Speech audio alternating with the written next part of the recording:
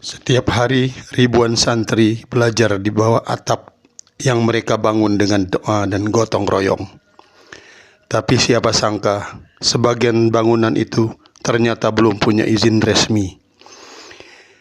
Kini, Mendagri Tito Karnavian mengingatkan keras, bangunan tanpa persetujuan, bangunan gedung bisa kena sanksi, dari peringatan administratif hingga dibongkar paksa.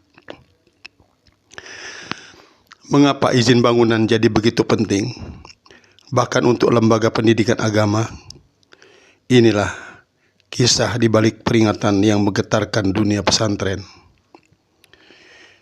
Di berbagai pelosok negeri, semangat belajar tak pernah padam. Namun di balik bangunan yang berdiri megah atau sederhana itu, ada aturan penting yang sering dilupakan. Persetujuan bangunan gedung atau PBG. Menteri Dalam Negeri Tito Karnavian baru-baru ini mengingatkan tegas, bangunan tanpa PBG bisa dikenai sanksi berat. Mulai dari peringatan administratif, penghentian kegiatan pembangunan, hingga pembongkaran total jika tak juga memenuhi syarat. Peringatan ini bukan tanpa alasan. Beberapa tahun terakhir, sejumlah gedung sekolah dan pesantren ambruk, korban luka, bahkan jiwa berjatuhan hanya karena bangunannya tak memenuhi standar keselamatan. PBG bukan sekadar izin untuk mendirikan bangunan. Ia adalah mekanisme pengawasan agar setiap dinding, atap, dan lantai yang berdiri benar-benar aman untuk manusia di dalamnya.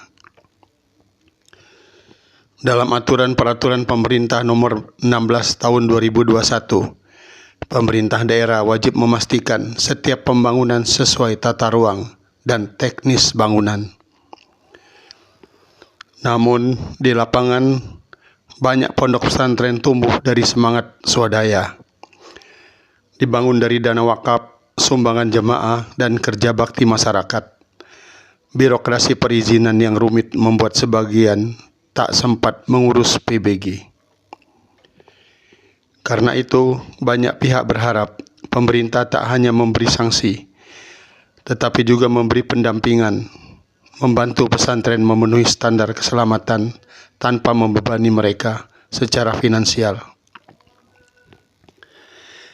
Kini, Kementerian Dalam Negeri tengah menyiapkan sistem pengawasan digital agar pengurusan PBG bisa dilakukan secara cepat, transparan, dan terintegrasi. Sebab di balik setiap bangunan ada nyawa yang harus dijaga.